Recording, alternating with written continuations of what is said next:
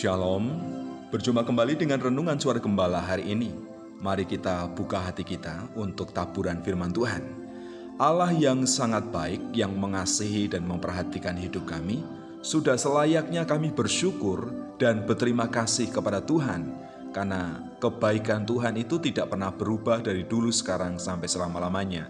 Saat ini kembali kami akan mendengar dan merenungkan firman-Mu. Berkatilah kami Tuhan Yesus, haleluya, amin. Tema firman Tuhan yang kita renungkan hari ini adalah Dia yang menanggung. Dari Yesaya pasal 53 ayat yang keempat sampai ayat yang keenam, demikian firman Tuhan. Tetapi sesungguhnya penyakit kitalah yang ditanggungnya, dan kesengsaraan kita yang dipikulnya. Padahal kita mengira Dia kena tulah, dipukul dan ditindas Allah. Tetapi Dia tertikam oleh karena pemberontakan kita. Dia diremukkan oleh karena kejahatan kita. Ganjaran yang mendatangkan keselamatan bagi kita ditimpakan kepadanya. Dan oleh bilur-bilurnya kita menjadi sembuh. Kita sekalian sesat seperti domba, masing-masing kita mengambil jalannya sendiri. Tetapi Tuhan telah menimpakan kepadanya kejahatan kita sekalian. Tuhan Yesus menderita karena menanggung hukuman dosa dan menggantikan kita orang berdosa. Itu telah dinubuatkan 750 tahun sebelumnya oleh Nabi Yesaya. Mari kita bersyukur dan berterima kasih kepadanya, karena memang yang pertama, Dia menanggung segala sakit penyakit kita. Dia menanggung segala penderitaan dan kesusahan kita akibat dosa. Jadi Tuhan Yesus itu datang ke dunia, diutus oleh Bapa, menjelma menjadi manusia, menggenapi nubuatan-nubuatan yang ada di dalam perjanjian lama. Salah satunya nubuatan Nabi Yesaya 750 tahun sebelum Yesus lahir dan mati di atas kayu salib. Mari kita bersyukur kepada Tuhan. Kemudian yang kedua, Tuhan Yesus menyelamatkan kita. Menyelamatkan dari hukuman dosa. Karena memang upah dosa itu ialah maut. Ia rela tertikam, ditindas, dan diremukkan demi kasihnya kepada umat manusia. Padahal banyak orang mengira Dia itu terkena kutuk Allah karena dosa.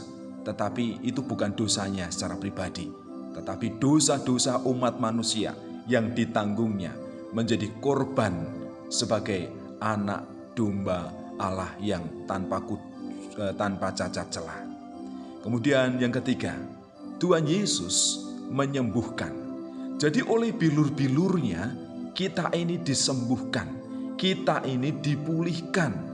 Hubungan kita dengan Bapa yang terpisah akibat dosa dipulihkan, diperdamaikan, sehingga kita bisa datang kepada Bapa, menyembah Dia, berdoa, menyebut ya Bapa, ya Aba. Itu karena karya Yesus Kristus. Oleh bilur-bilurnya kita disembuhkan dan dipulihkan. Jadi kematian Tuhan Yesus Kristus itu adalah karya yang luar biasa, kasih yang luar biasa untuk kita. Jadi apa yang perlu kita lakukan? Bersyukurlah karena kasih dan kemurahannya yang sempurna. Kemudian jangan pernah memberontak lagi terhadap hukum dan ketetapan Tuhan.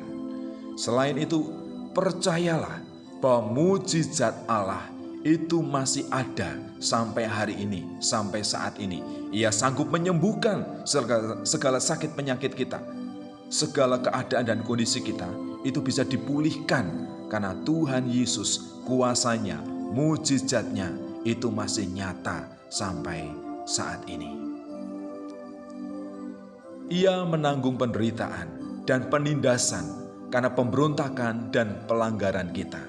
Ia rela karena kasih-Nya yang sempurna untuk kita, orang-orang yang berdosa. Bapa, kami sangat bersyukur 2000 tahun yang lalu Yesus telah mati di atas kayu salib untuk menanggung setiap dosa dan kesalahan kami.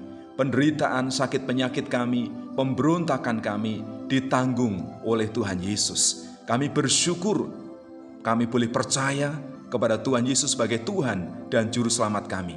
Engkau telah memulihkan kami, Engkau menyembuhkan kami, dan kami percaya mujizat Allah itu masih nyata sampai hari ini.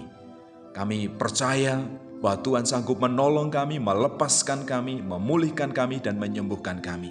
Sekali lagi, kami bersyukur boleh percaya kepada Tuhan Yesus, dipilih, ditetapkan, dan diselamatkan melalui darah Kristus. Bilur-bilur Tuhan Yesus itulah sumber kesembuhan kami, sumber kekuatan kami, sumber kelepasan kami. Terpujilah namamu Tuhan. Kami berdoa untuk orang-orang percaya.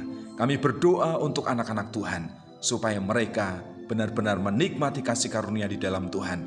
Dan juga kasih Allah ini kami beritakan kepada orang lain, supaya orang lain juga menikmati kasih dan anugerah yang sama seperti yang telah kami nikmati. Pakailah kami Tuhan untuk menjadi alat kerajaan Allah, alat bagi pemberitaan Injil keselamatan bagi dunia ini. Terima kasih Tuhan Yesus. Haleluya. Amin.